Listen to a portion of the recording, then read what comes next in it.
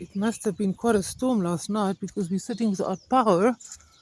And this is what happened. Yeah, this huge tree came down last night. Luckily it didn't fall on the garage there. Sorry, mama. Sorry. Dankie. Dankie, ne? Papa, sorry. Siri, so gaan jy saag?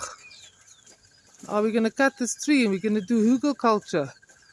We were just talking about it yesterday.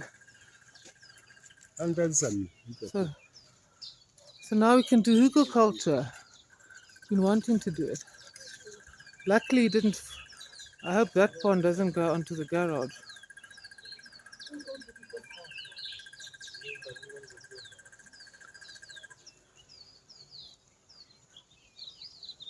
Huh. This tree has been at least 200 years old.